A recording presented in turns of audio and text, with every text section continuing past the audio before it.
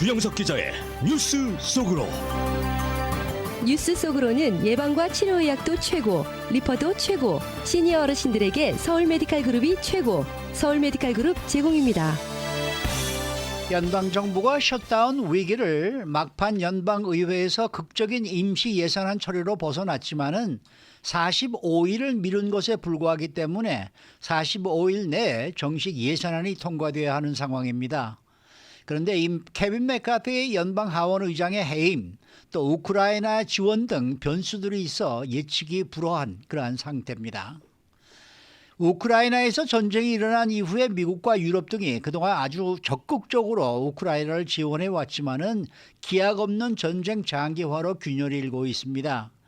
미국에서는 이번 그 임시 예산안에 우크라이나의 지원이 빠졌고, 폴란드에서는 100만 명이 우크라이나 지원 반대 시위를 벌이는가 하면은 슬로바키아 역시 친러시아 성향 야당이 총선에서 승리하는 등 미국과 유럽 모두 우크라이나 피로감이 확산되면서 지원이 흔들리고 있다는 진단입니다.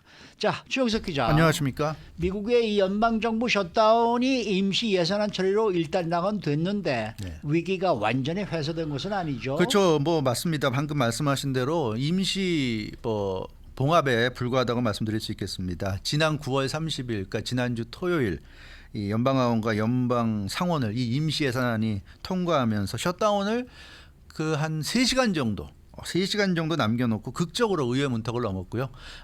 기다리고 있던 조 바이든 대통령이 이 통과된 임시 예산안에 서명함으로써 연방 정부가 셧다운되는 상황은 막을 수가 있었습니다. 하지만 이 45일이죠. 이 임시 예산안의 그 한도는 시한은 45일입니다. 그래서 11월 17일까지가 데드라인입니다. 그러니까 11월 17일까지 정식 예산안을 확보해야 돼요. 이건 어차피 말 그대로 임시 예산안이기 때문에 정식 예산안이 11월 17일까지 확보돼야 되고, 11월 17일 지나기 전에 합의가 안 되면 결국 11월 17일 지나면서 또 연방정부 셧다운 되는 거죠. 뭐 정식 합의안이 안 되면 그때 가서 또 물론 임시 예산안을 또 통과시킬 수 있어요. 뭐 30일짜리, 뭐 40일짜리 얼마든지 통과시킬 수 있겠지만 임시 예산안을 그렇게 계속 통과시키는 것도 그 말처럼 쉬운 건 아니기 때문에 지금 워싱턴 정가 분위기는 참 굉장히 뭐라 그럴까요? 좀 혼란스러운 그런 상황인 것 같습니다. 네, 뭐 45일이라는 시간을 벌기는 네, 했습니다만은 그렇죠. 임시 예산안이 그 정식 예산안이 되기 위해서는 넘어야 할 장벽이 만만치가 않잖아요. 예, 맞아요. 공화당과 민주당 사이의 그 극한 대립 때문에 그동안 예산안이 처리되지 못했는데, 네. 그러나 이제 연방정부 셧다운이 이제 현실화되니까 그것만큼은 막아야 되지 않겠느냐 하는 또 양측의 어떤 생각이 합쳐지면서 초당적인 합의로 위기를 일단 모면했습니다. 다만 이제 우크라이나를 지원하는 안과 지원할 그 예산과 남쪽 멕시코 국경을 통제할 수 있는 예산, 이 두 가지는 빠졌어요. 민주당이 그 우크라이나 지원을 굉장히 강조해왔고, 공화당이 그 남쪽 멕시코 국경 지역의 통제 강화를 원해왔는데, 그러니까 민주당은 우크라이나를 양보한 거고 공화당은 남쪽 국경 통제를 양보한 겁니다. 서로가 하나씩 양보하면서 그 극적인 임시 예산안 타결이 이루어졌어요.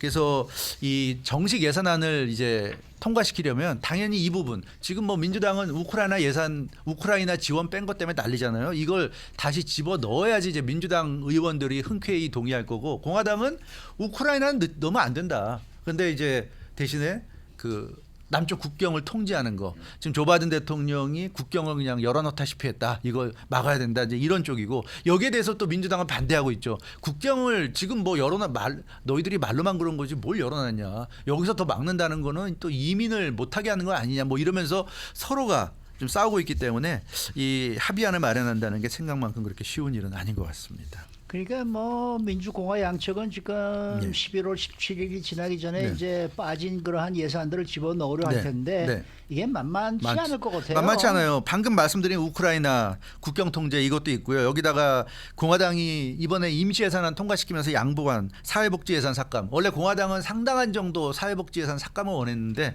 이번에 임시 예산안을 통과시키기 위해서 민주당이 원하는 사회복지 예산을 넣어줬습니다. 45일이니까 짧으니까 그 기간 동안에는 쓸 수 있게 넣어줬는데, 이걸 이제 공화당은 빼길 원하는 거고요. 그래서 과연 이런 부분에 양당이 합의할 수 있을 것이냐, 굉장히 상당히 지금 예측하기 어려운 상황입니다.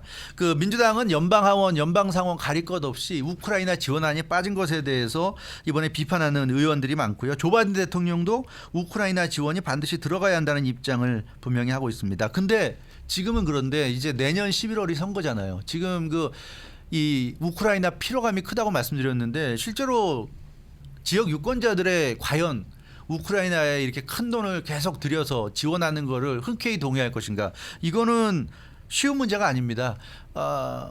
어떤 지역에서는 뭐 여론이 좋으면 상관없겠지만 여론이 좋지 않다면 그런 좋지 않은 여론인데 의원이 나서서 그래도 나는 우크라이나를 지원해야 되겠다 이렇게 말할 수 있습니까? 말할 수 없는 거거든요. 그래서 지금은 이렇게 얘기하지만 선거가 다가올수록 지역 유권자의 여론에 따라서 갈릴 수밖에 없다 하는 그 분석이 나오고 있고 또 공화당 같은 경우도 중남미 이제 불법 입국자들이 멕시코를 통해 들어오는 것에 대한 거부감이 지금 확산하고 있습니다. 조 바이든 대통령과 민주당이 국경을 열어젖히고 방치하고 있다.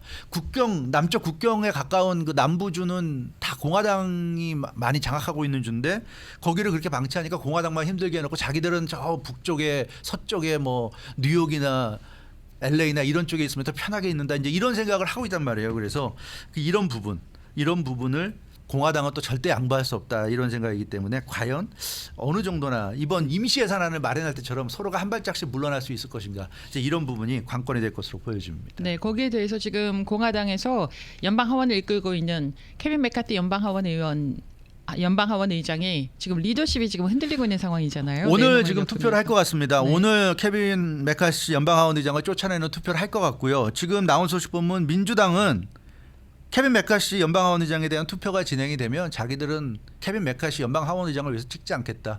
몰아내겠다고 하고 있습니다. 그래서 이렇게 되면 아마 교체될 가능성이 많을 것 같아요. 오늘 연방 하원 의장이 바뀔 가능성이 많을 것 같습니다. 공화당 내에서 그 맷 게이츠 친트럼프파 인사죠. 41살 플로리다주 1지구 연방 하원 의원입니다. 대표적인 반 메카시파로 꼽히는 인물인데 이번에 사실 임시 예산안이 통과되는데 가장 큰 역할을 한 사람은 케빈 맥카시 연방 하원 의장입니다. 그렇죠. 예, 그 전날 금요일까지 계속 강경한 모습 보이다가 토요일 날 들어서 가장 바쁘게 움직이면서 이 안을 통과시키려고 노력했고요. 마지막에 공화당 의원들에게도 하원에서 통과되게끔 그 찬성표를 찍어라 굉장히 독려했어요. 이러다 보니까 맥케이츠 의원이 안 되겠다. 케빈 맥카시 날려야 되겠다.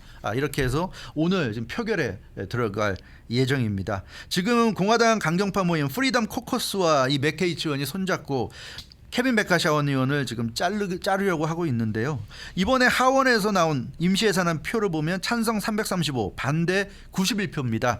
민주당은 뭐 한 명 빼고 전부 다 찬성했고 공화당은 221명 중에 126명만 찬성했어요. 그러니까 거의 뭐 반 가까이 95명이나 지금 반대했기 때문에 이번에 오늘 표결에서도 이 95명은 반대표 던질 가능성이 있고 말씀드린 대로 민주당은 케빈 맥카시 하원 의장에 대한 투표가 나온다면 자기들은 케빈 맥카시 하원 의장을 자르는데 한 표로 던지겠다고 지금 얘기했어요. 비록 이번 토요일 그 케빈 맥카시 하원 의장의 공이 크지만 임시 예산은 통과되는데 그러나 케빈 맥카시 하원 의장의 그동안 행태를 볼 때 민주당은 지지할 수 없다. 그래서 민주당과 맥케이츠 의원이 이끄는 95명의 공화당 반대파가 합쳐지면 바뀔 겁니다. 하원 의장이 오늘 바뀔 것 같아요. 그래서 이러면 엄청난 지금 혼란이 예상됩니다. 연방 하원의 리더가 지금 또 사라지는데 그 케빈 맥카시 하원 의장도 물론 뭐 강경파라고 할 수 있지만 그래도 지역구가 이곳 캘리포니아잖아요. 그래서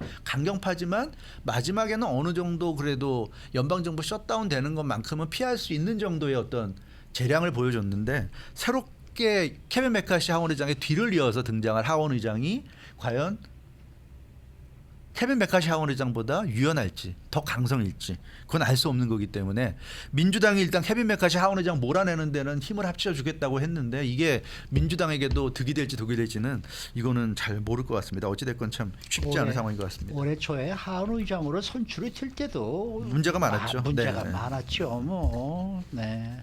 그런데 이게 임시 예산안이 정식 예산안이 되기 위해서는 네. 정말 극복해야 될 과제가 참으로 많을 많죠. 텐데. 예, 그렇죠. 그러니까 어느 정도 미들 그라운드를 찾아내야 돼요. 양쪽이 완전하게 의견 합치는 안 되겠지만 그러면 어느 정도까지 하면 그러니까 우크라이나 지원을 어느 정도 삭감하고 또 국경 통제하는 걸 어느 정도 넣어주고 이러면 이게 합의가 될 수 있냐 뭐 이런 부분이 굉장히 중요할 것 같은데요. 이 잘 안 될 것 같은 게 민주당이나 백악관은 예산 규모를 키우고 싶어합니다. 여당은 당연히 그렇죠. 여러 가지 일을 하고 싶기 때문에 당연히 예산안을 키우고 싶고 야당은 정부가 일을 많이 하는 게 싫죠. 정부가 일을 많이 할수록 점수를 많이 따게 되고 그러면 네. 예, 선거에서 불리하니까 야당은 정부를 항상 발목을 잡습니다. 그래서 공화당은 예산을 적게 주고 싶어 하고요. 물론 또 공화당의 그 또 철학이 작은 정부기도 합니다. 어찌됐건 그래서 이 앞으로 합의하기가 쉽지 않고 특히 오늘 케빈 메카시 하원 의장을 어떻게 처리하느냐에 따라서는 양측의 감정의 골이 굉장히 깊어질 수도 있기 때문에 이 앞으로 상황이 좀 쉽지 않을 것 같습니다. 네. 자, 이번에는 우크라이나 네. 관련한 소식인데요. 미국과 유럽에서 우크라이나에 대한 분위기가 달라지고 그렇죠. 있습니다. 지금 전쟁이 일어난 지 1년 7개월째로 되고 있는데 장기화되다 보니까 그동안 굉장히 적극적이었던 미국과 유럽에서도 이제는 우크라이나 피로감이 확산하고 있는 그런 모습입니다. 얼마 전 유엔 총회 참석자 이건 미국을 방문했잖아요. 젤렌스키 대통령이 그때 뭐 공화당 연방하원 의원들은 만나주지도 않았고요. 젤렌스키 대통령이 만나고 싶다고 했는데 만나주지도 않았고 그 젤렌스키 대통령 입장에서 어쩔 수 없겠지만 가는 곳마다 계속 도와달라 이렇게만 얘기하니까 참 도와주는 것도 한두 번이지 계속 도와달라고 하니까 좀 지치는 듯한 이런 좀 느낌입니다. 근데 유럽도 사실 그동안에 굉장히 적극적으로 그렇죠. 도와줬거든요. 네, 맞아요. 근데 유럽도 좀 뭔가 좀 달라지고 있다. 달라지고 이런 있어요. 느낌이에요. 예, 거의 대부분 국가들의 여론이 지금 악화되고 있습니다. 특히 우크라이나 이웃 국가 폴란드는 우크라이나가 무너지면 그 다음은 폴란드다는 위기 의식 때문에 가장 적극적이었어요. 미국보다 더 적극적으로 도와줬던 나라가 폴란드인데 폴란드마저 지금 달라졌습니다. 지난 일요일날 우크라이나 지원 반대 집회가 제1야당 시민강령당이 주최해서 열렸는데 여기 수도 바르샤바에서 100만 명이 모였다고 그래요.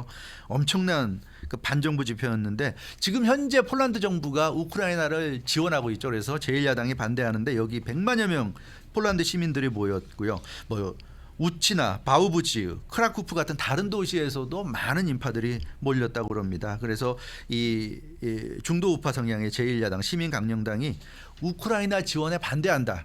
이제 오는 15일 총선입니다. 이제 2주 후에 총선인데 이때 승리하면 우크라이나 지원을 끊겠다. 이렇게 지금 목소리를 높이고 있는 그런 상황입니다. 네, 슬로바키아 경우에는 며칠 전에 이제 네. 총선거를 했는데 야당이 승리를 했거든요. 네, 그렇죠. 그래서 앞으로 우크라이나 지원에 대해서 변화가 있을 가능성이 크다는 소식이에요. 네, 그렇습니다. 이 지난 토요일 치러진 총선에서 야당 사회민주당이 승리했습니다. 사회민주당은 이번 선거 공약이 우크라이나 지원을 하지 않는다. 탄약 한 통도 보내지 않겠다. 이게 공약이었어요. 네. 그 로베르토 피초 전 총리가 이끄는 사회민주당 좌파 정당입니다. 근데 이번에 승리를 거뒀어요. 그 공약을 내세워서 과반 의석은 차지하지 못했지만 제1당이 됐고요.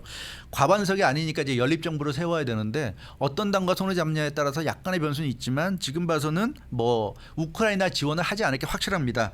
그 총선 승리 이후 첫 번째 그 기자회견에서 피초 전 총리가 그랬어요. 제1 공약. 우크라이나에 탄약 한 통도 보내지 않는다는 거 반드시 실현하겠다 이렇게 다시 한번 국민들에게 약속했기 때문에 슬로바키아도 그동안 적극적인 지원 국가였는데 이제 슬로바키아도 지원을 하지 않는 쪽으로 가는 것 같습니다. 지금 뉴욕 타임스가 이 우크라이나 전쟁에 대한 뭐 인식이 지금 네. 확실히 달라지고 그렇죠. 있다 이런 내용 기사를 실었어요. 실었어요. 미국과 유럽연합에서 모두 지금 불만이 고조되고 있다는 겁니다.